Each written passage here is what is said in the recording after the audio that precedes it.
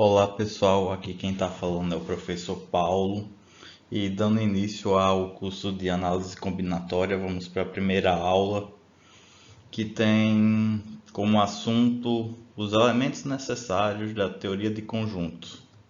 Tranquilo? Primeiramente, a teoria dos conjuntos é fundamental para análise combinatória e probabilidade, na verdade em toda a matemática.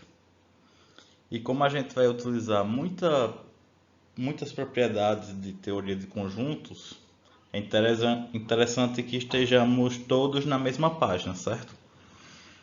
E não se preocupem que não vai ser nada extremamente formal e a gente vai utilizar apenas a formalidade necessária. Vamos lembrar um pouquinho aqui. Conjuntos. Lembremos que um conjunto é uma coleção de objetos, chamados de elementos do conjunto. Tipicamente, a gente denota os conjuntos por letras maiúsculas do início do alfabeto, certo? A, B, C, tudo maiúsculo. E os seus elementos por letras minúsculas. Isso é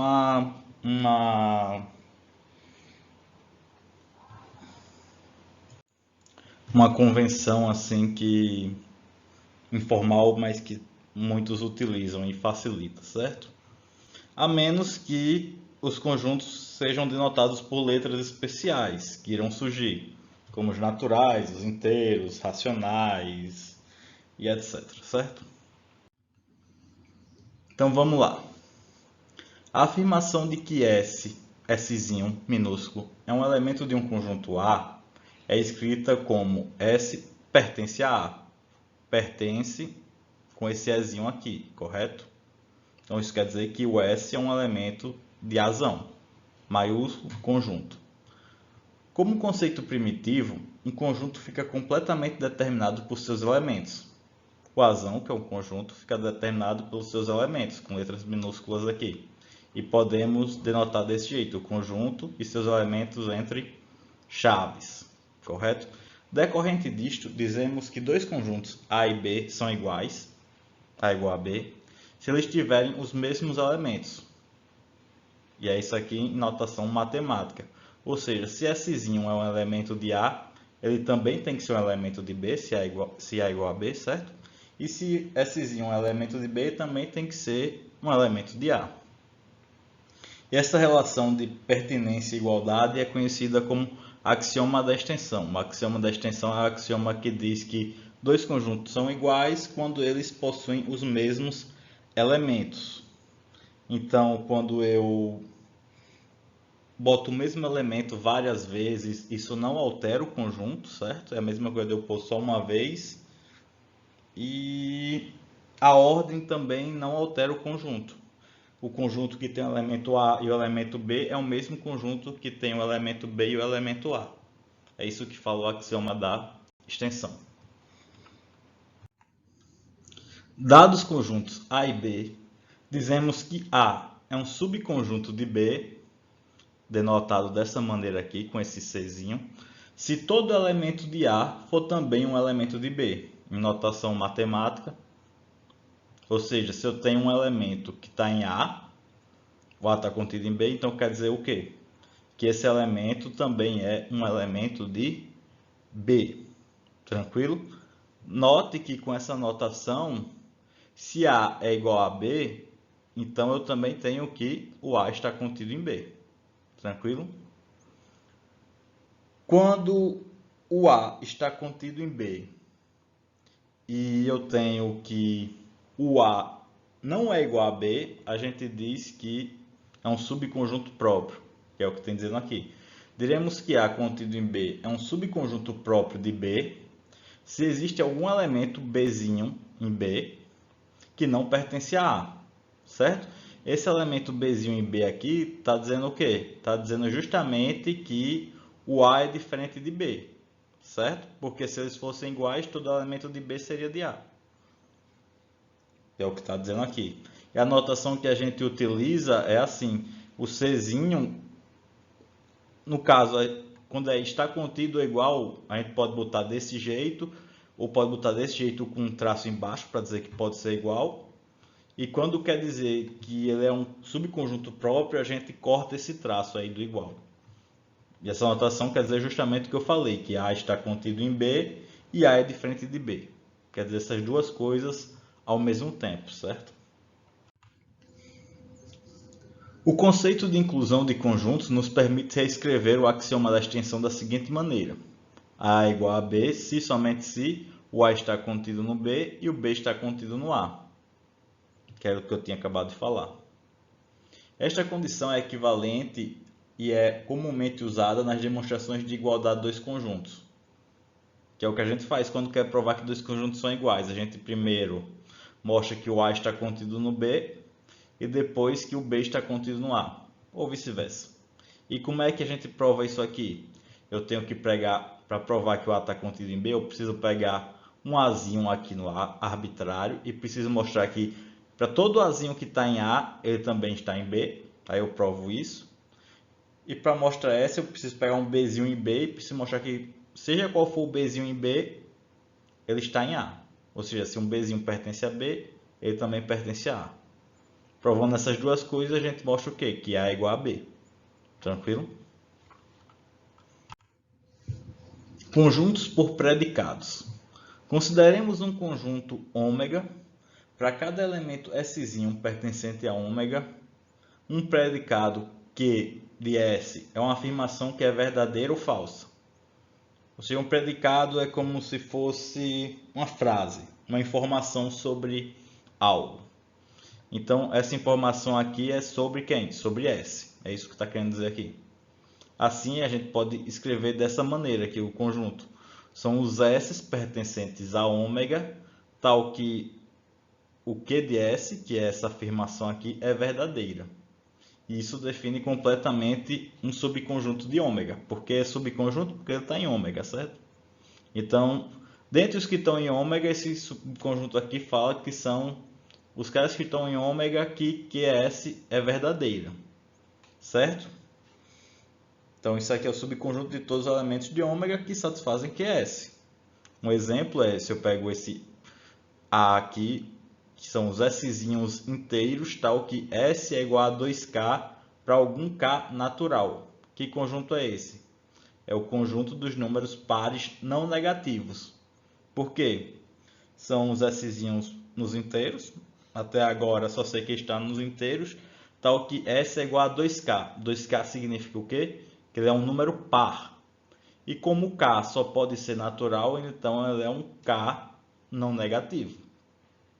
Certo?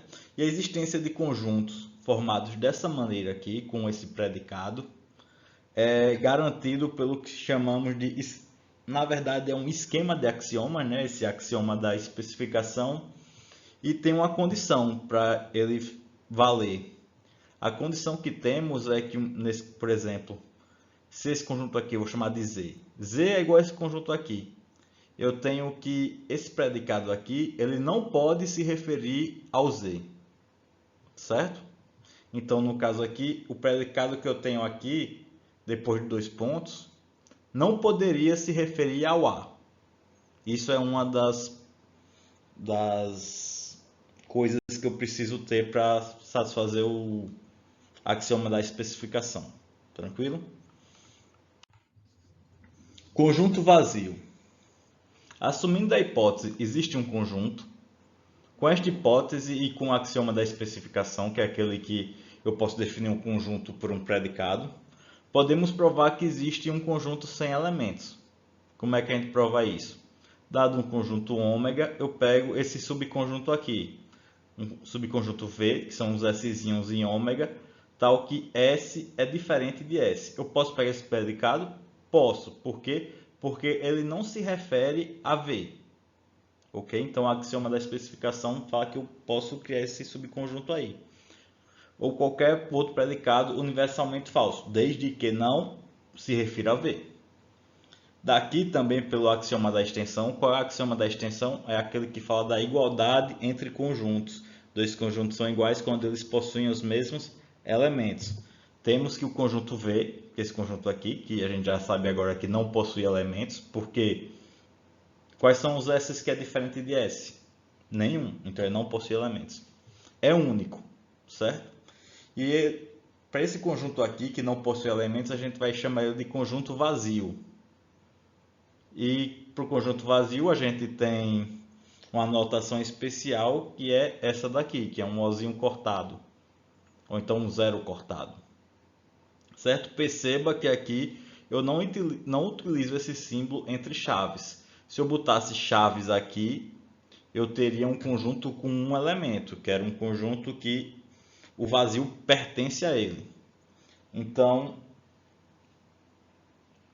quando eu quero botar um conjunto sem elementos, eu boto só esse símbolo, ou então só as chaves sem nada no meio, ok? Universo de trabalho. Trabalharemos em qualquer contexto com conjuntos que serão todos subconjuntos de um conjunto específico, ômega, que chamaremos de conjunto universo, no sentido de um conjunto que contém todos os elementos pertinentes ao contexto dado. O que é que isso aqui quer dizer? Que a gente vai pegar dado que o que a gente está trabalhando, a gente vai pegar um conjunto ômega que tem todos aqueles dados que a gente está trabalhando ali, certo? E o que a gente vai trabalhar são subconjuntos do ômega. Perceba que o ômega não é o conjunto de todos os conjuntos. Ele é apenas o conjunto que contém os subconjuntos que estamos trabalhando naquela situação. Então, se eu quero trabalhar com conjuntos de pessoas, de quadrados, de alguma coisa, o ômega vai ser o universo para aquilo. Um universo local ali, para o meu problema que eu estou trabalhando, certo?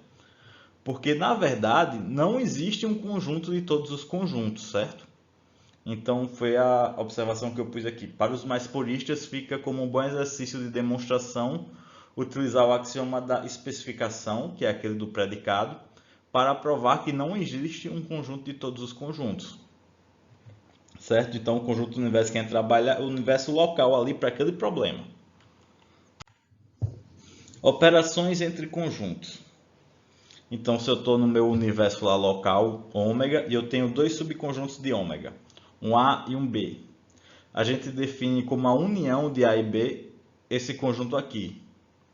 São aqueles elementos que estão em A ou estão em B, certo? Perceba que ele pode estar nos dois ao mesmo tempo. Está dizendo que ele não pode aqui, certo? Então, podemos associar a união entre conjuntos como nos predicados como se fosse esse ou aqui. Tranquilo?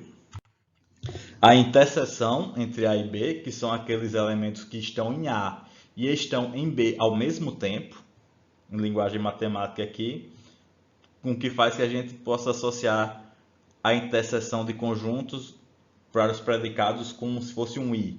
Ele tem duas propriedades ou algo desse tipo, certo? Quer dizer que são os elementos que têm as propriedades que fazem ele estar em A e tem o que faz ele estar em B também. Se ele satisfaz as duas, ele está em A interseção B. A diferença entre conjuntos, que são os elementos que estão em B, mas não estão em A, certo? Perceba aqui, se eu boto B menos A, isso quer dizer que são os elementos que estão em B, mas que não pertencem a A. Se eu botasse A menos B, seria o quê? Os elementos que pertencem a A, mas não estão em B. Perceba que na interseção e na união a ordem não interfere, por motivos óbvios, mas aqui ela interfere, certo? Fique atento a isso. E o complementar, que seria o conjunto formado pelos elementos que estão em ômega, mas não estão em A. Certo? Então ele está no meu universo, mas não está em A. Ele pode ser qualquer um do meu universo que não está em A. Certo? Que é denotado dessa maneira aqui. Perceba que esse complementar pode ser visto como uma diferença. Eu pego meu universo ômega e tiro A. Ou seja, são todos os elementos que estão no universo e que não estão em A. Então, utilizando essa definição aqui de diferença, fica para casa provar essa igualdade aqui. Como é que a gente faz para provar uma igualdade entre conjuntos? A gente já viu na aula de hoje. Eu preciso mostrar que esse conjunto está contido nesse e que esse está contido nesse. Como é que eu faço para provar isso? Primeiro eu pego um elemento daqui e mostro que ele também está aqui. Depois eu pego um elemento daqui e mostro que ele está aqui. Tranquilo? Outra operação que a gente usa bastante, que talvez vocês não tenham visto no ensino médio, no ensino básico, é a diferença simétrica. Se eu tenho dois conjuntos A e B, a diferença simétrica é justamente os elementos que estão em A ou estão em B, mas não estão nos dois conjuntos ao mesmo tempo, ou seja, ele está na união, mas não está na interseção, que é o que eu quero que vocês mostrem em casa, certo? Ou seja, ele está em A e não está em B, e está em B, mas não está em A, certo? E diremos que dois conjuntos A e B são disjuntos se sua interseção for o conjunto vazio. O que é que isso quer dizer? Quer dizer que não existe elementos em A que também são elementos de B, não existe elementos de B que também são elementos de A. Tranquilo? Na próxima aula a gente vai ver sobre coleções de conjuntos, produto cartesiano e vamos trabalhar com essas operações. Ok? Uma coisa que é interessante que eu vou botar o material também é ver como é que ficam essas operações no diagrama de Venn, são aqueles diagramas que tem uma bolinha representando o conjunto. E por hoje é só. Muito obrigado. Qualquer coisa me mandem mensagem.